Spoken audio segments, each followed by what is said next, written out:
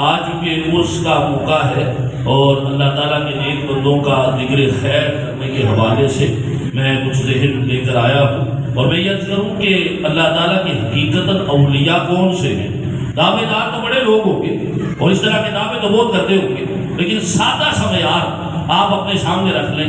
جو شریعت مصطفیٰ پر عمل کرتا ہے اس کے پاس بیٹھنے والوں کا یہ ذہن بنتا ہے کہ مجھے مصطفیٰ کی تعلیمات پر عمل کرنا چاہیے۔ فرمایا اس کے پاس مال و مدار نہ بھی ہو، چاہو جلال نہ بھی ہو، سمجھ لو کہ رب تعالیٰ نے اسے اپنے نیک بندوں میں شامل فرما لیا۔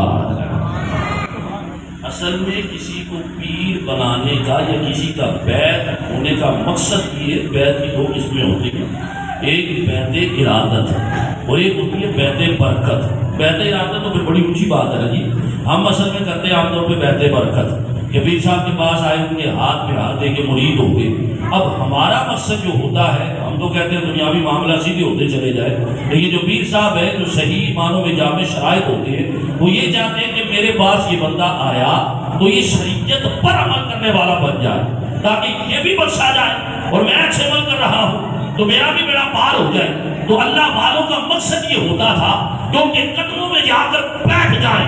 وہ دنیاوی مال حاصل نہیں کرنا چاہتے، بلکہ ان کا مقصد یہ ہوتا ہے مصطفیٰ کے دین پر یہ عمل کرنا شروع کر دے، رب ہمارا بھی بیڑا پار فرما دے گا، اس کو بھی جنت عطا فرما دے گا۔ سیدھی آسان سی بات ہے، جس سے حضور علیہ السلام کے دین کا کام کیا نا جی، پھر اللہ تعالیٰ ان کو بڑا مقام اور بڑا مرتبہ عطا فرماتا ہے۔ پھر وہ اپنے مریدوں سے دور بھی ہوں پھر بھی ان کے کام آ جاتے ہیں۔ پھر جو پیر کی دل میں محبت موجود ہوتی ہے وہ بھی بندے کو بڑی دور تک لے جاتی ہے۔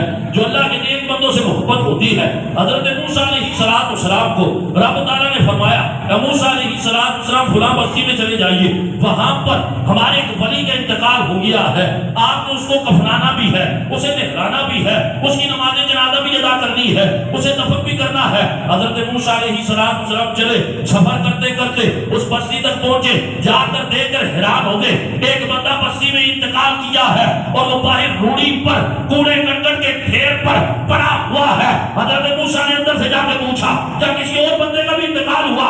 عرض کی نانا حضرت صرف اسی بندے کا انتقال ہوا ہے۔ حضرت موسیٰ بڑے حیران ہے، رب فرماتا ہے میرا میرا محبوب ہے، میرا نیک بندہ ہے۔ لوگوں نے اٹھا کر اسے کوڑے کرکٹ کے ڈھیر پر پھینک دیا۔ پوچھا کیا بات ہے؟ کل لوگوں سے اچھا سلوک نہیں کرتا تھا، اس وجہ سے جب اس کا انتقال ہوا ہم نے شکر کا کلمہ پڑھا کہ اسے جان چھوٹ گئی ہے، اٹھا کر ہم نے اسے کوڑے کرکٹ کے ڈھیر پر پھینک دیا۔ حضرت موسیٰ نے اپنے صاحبوں کو حکم دیا، اسے غسل بھی دیا گیا، کفن بھی پہنایا گیا، جنازہ بھی پڑھا دیا گیا، دفن بھی کر دیا گیا۔ حضرت موسیٰ کوہ طور پر پہنچے، عرض کرنے لگے مالک تو کہتا ہے میرا محبوب ہے، میرا ولی ہے، لوگ کہتے ہیں بڑا تنگ کرتا تھا، بات سمجھ میں نہیں آئی۔ رب نے فرمایا جیسا بھی تھا لیکن بات یہ ہے میرے نیک بندوں سے محبت کرتا تھا، میں نے اسے یہ مقام عطا فرما دیا۔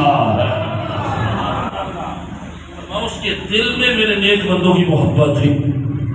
پتہ یہ چلا کہ اگر دل میں رب تعالیٰ کے نیک بندوں کی محبت ہو پھر رب تعالیٰ اپنے نبی کو حکم دے رہا ہے فرمایا موسیٰ چلے جائیے، جا کر جنازہ بھی پڑھنا ہے، قبر میں بھی اتارنا ہے۔ پتہ یہ چلا جو نیک بندوں سے محبت کرے رب تعالیٰ اسے اپنے ولیوں میں شامل کروا لیتا ہے۔